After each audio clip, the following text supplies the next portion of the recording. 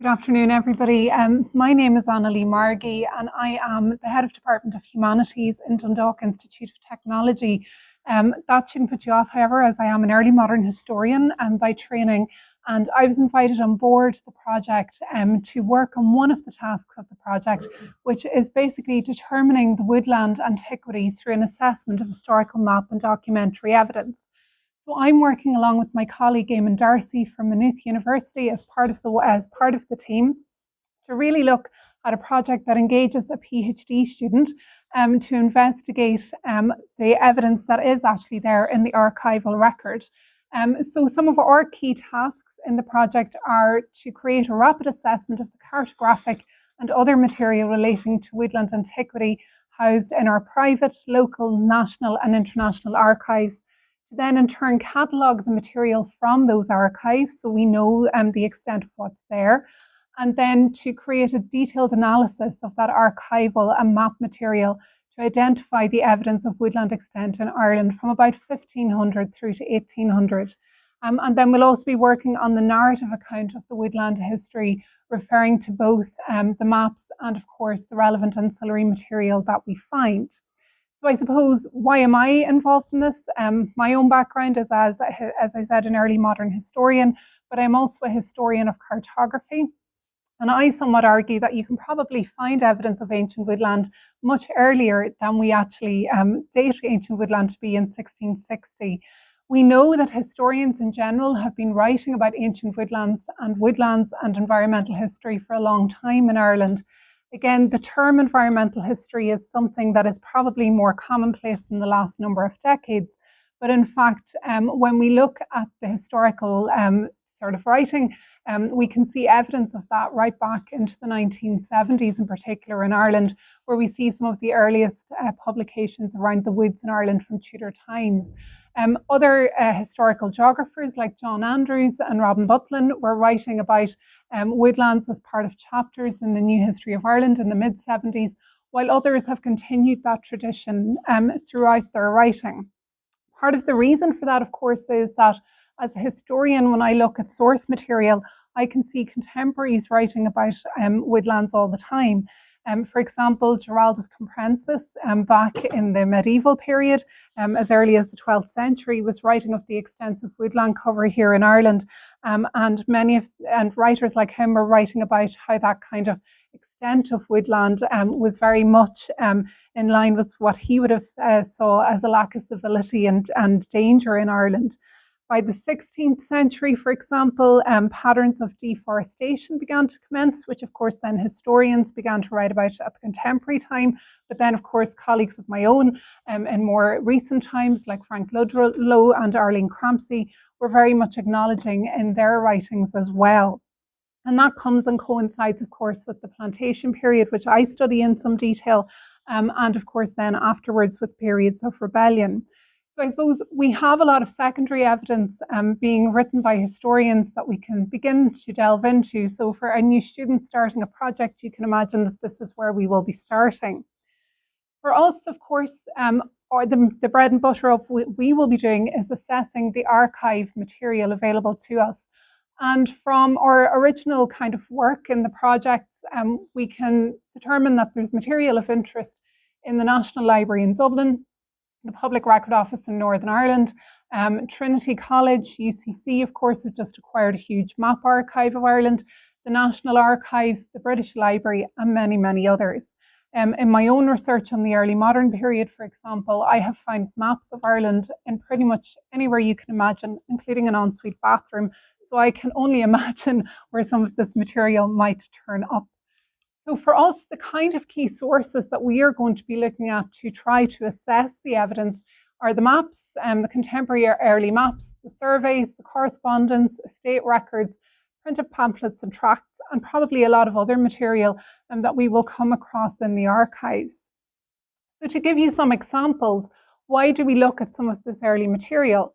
Well, this is one of the earliest maps of Ireland from 1568 by John Gough. It's in Trinity College Dublin, and it's very much a map that engages with the entirety of the island, but includes both political geography and physical geography. And within that, you can begin to see, for example, evidence of tree symbols across the map. So that might give us a pinpoint to where there might have been quite sizable woods at a point in time. As the English continued to engage with Ireland and we move into a period that moves into plantation and subjugation, they began to define the county system that we know in Ireland today based on some of the old Gaelic lordships. And again, the evidence here is of both mountain lands but also woodlands. And if we go to the area that we're in today, kind of around Lough Erne, and beside it you can see, for example, evidence of trees already being enshrined on early modern maps. So again, this map is from the 1590s, so predates that definition of ancient woodlands by 70 years. So we can go back that little bit further. Again, some of the reasons that maps were including forestry are not probably the reasons we think of today, but they were, of course, because areas of woodland were used by the Gaelic Irish during the early modern period to their own advancement. So particularly at times of warfare and battle, for example, we know the Gaelic Irish hid in the woods.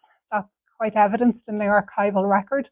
So for English surveyors who came to Ireland, like Richard Bartlett, they really wanted to uncover the pathways that some of these I suppose, Gaelic Irish would have used to attack them. So this is the Moiray Pass, just north of Dundalk. It was referred to as the Gap of the North. And it was through that English armies would have transferred in the 1590s and early 1600s between Leinster and Ulster. And again, the Gap of the North is a hill, but it's surrounded by woodlands. So again, pointing to some of that evidence. We know too that contemporaries were writing about woodlands in Ireland. So in 1607, for example, John Davies, who was the Attorney General of Ireland, was writing to Sir Robert Cecil, Lord Salisbury, who was effectively, I suppose, the right-hand man of James I, about woodlands that they were uncovering as they were undertaking plantation surveys and initial scoping in Ireland.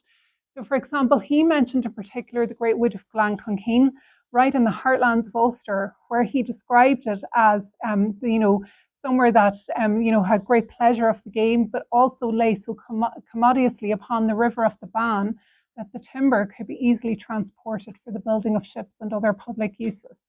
So we begin to see maybe what they were transitioning to use the ancient woodlands for at that time in the documentary evidence, which of course is building and industry.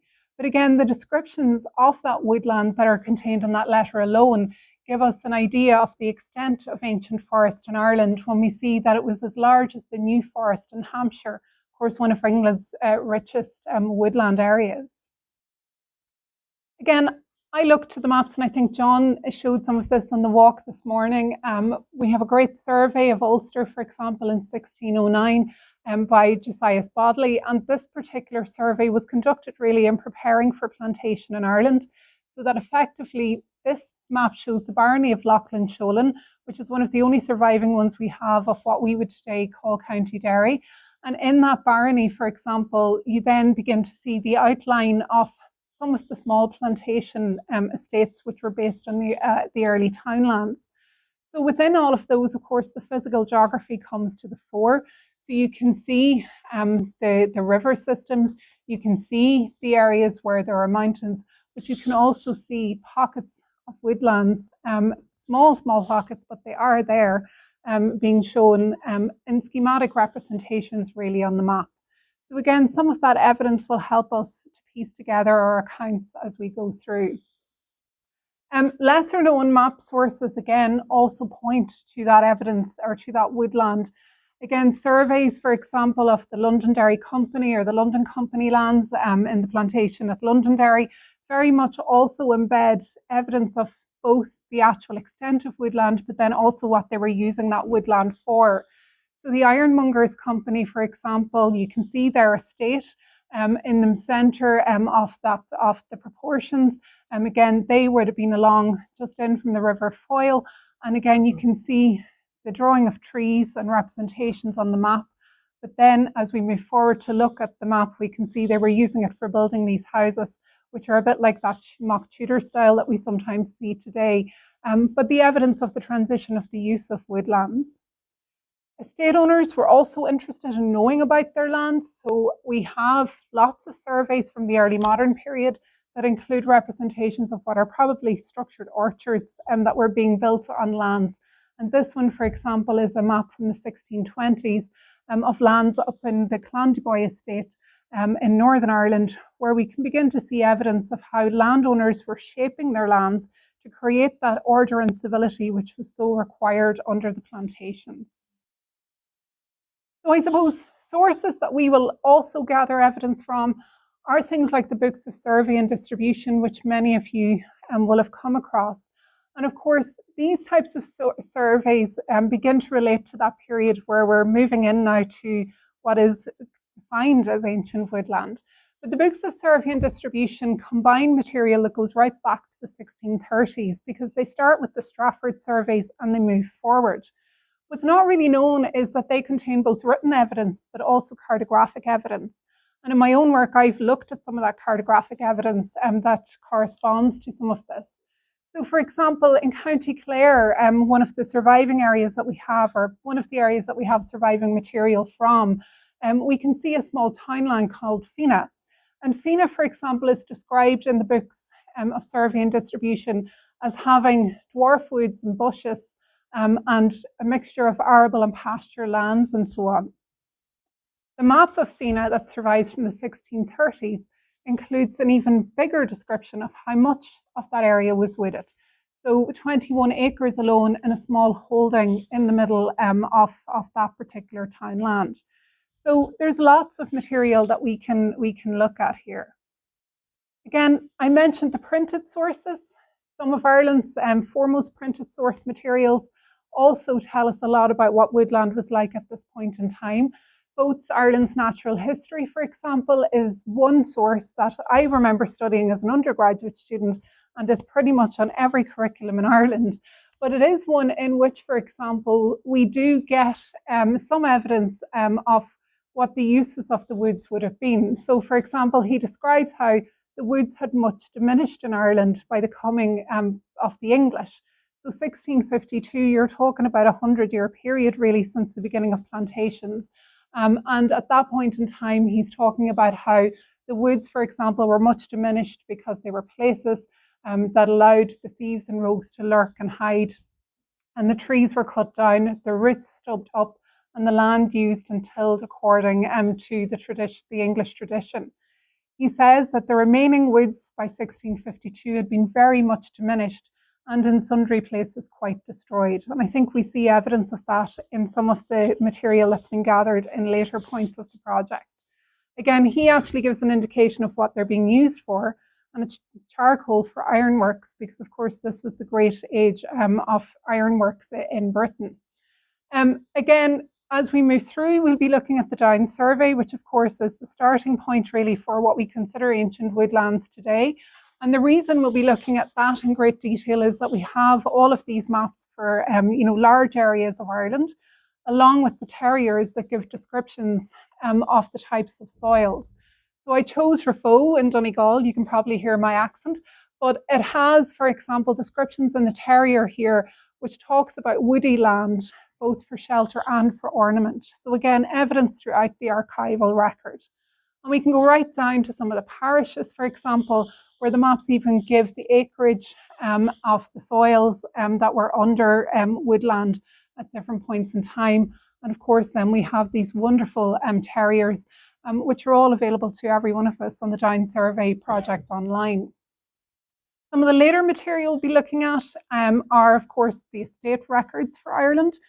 These survive in the National Library and the Public Record Office of Northern Ireland. And they are really extensive, both in terms of the written evidence and the map evidence. So we can see, for example, lovely frontispieces, but then also individual maps, terriers and reference tables, all of which refer to woods in abundance at that point. So that just gives a flavour of what we'll be looking at. We are only beginning. Our PhD student is starting in the next couple of weeks. So I'm looking forward to seeing what more we might unearth within the historical record. But that's just a very quick overview today. So thank you very much.